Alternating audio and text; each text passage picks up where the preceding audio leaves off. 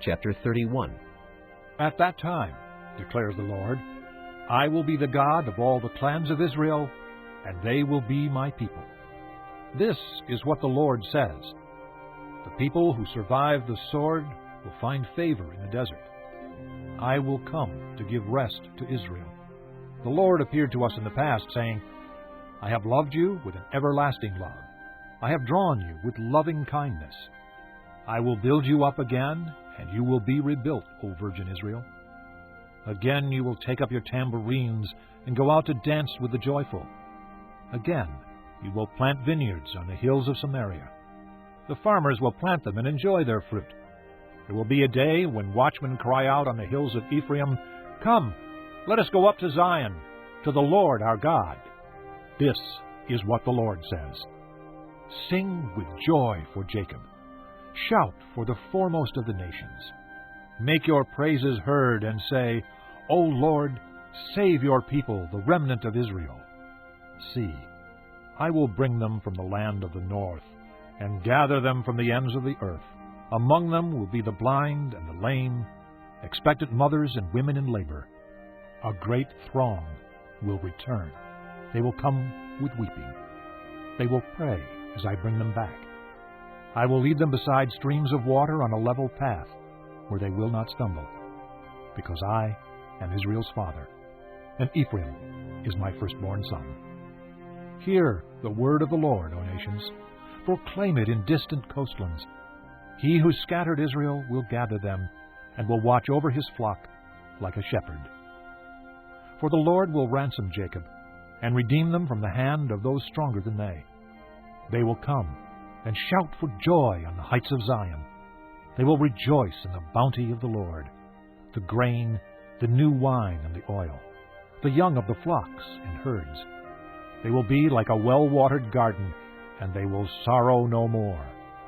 Then maidens will dance and be glad, young men and old as well. I will turn their mourning into gladness. I will give them comfort and joy instead of sorrow. I will satisfy the priests with abundance, and my people will be filled with my bounty, declares the Lord. This is what the Lord says. A voice is heard in Ramah, mourning and great weeping.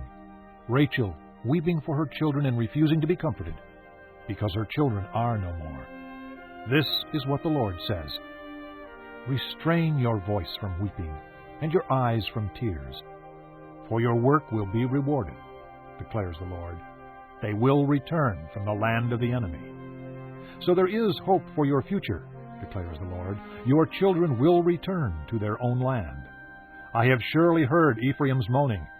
You disciplined me like an unruly calf, and I have been disciplined.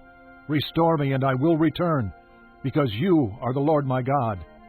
After I strayed, I repented. After I came to understand, I beat my breast. I was ashamed and humiliated, because I bore the disgrace of my youth. Is not Ephraim my dear son, the child in whom I delight? Though I often speak against him, I still remember him. Therefore my heart yearns for him. I have great compassion for him, declares the Lord. Set up road signs, put up guideposts. Take note of the highway, the road that you take. Return, O Virgin Israel. Return to your towns. How long will you wander, O unfaithful daughter? The Lord will create a new thing on earth. A woman will surround a man. This is what the Lord Almighty, the God of Israel, says. When I bring them back from captivity, the people in the land of Judah and in its towns will once again use these words. The Lord bless you, O righteous dwelling, O sacred mountain. People will live together in Judah and all its towns, farmers and those who move about with their flocks. I will refresh the weary and satisfy the faint. At this I awoke and looked around. My sleep had been pleasant to me.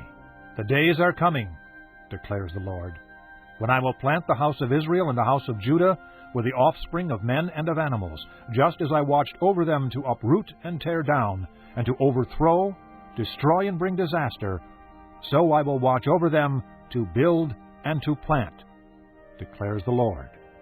In those days, people will no longer say, The fathers have eaten sour grapes, and the children's teeth are set on edge. Instead, Everyone will die for his own sin. Whoever eats sour grapes, his own teeth will be set on edge. The time is coming, declares the Lord, when I will make a new covenant with the house of Israel and with the house of Judah. It will not be like the covenant I made with their forefathers when I took them by the hand to lead them out of Egypt, because they broke my covenant, though I was a husband to them, declares the Lord. This is the covenant I will make with the house of Israel after that time, declares the Lord. I will put my law in their minds and write it on their hearts. I will be their God, and they will be my people. No longer will a man teach his neighbor or a man his brother, saying, Know the Lord, because they will all know me, from the least of them to the greatest, declares the Lord. For I will forgive their wickedness, and will remember their sins no more. This is what the Lord says. He who appoints the sun to shine by day, who decrees the moon and stars to shine by night, who stirs up the sea so that its waves roar, the Lord Almighty is his name. Only if these decrees vanish from my sight, declares the Lord, will the descendants of Israel ever cease to be a nation before me. This is what the Lord says.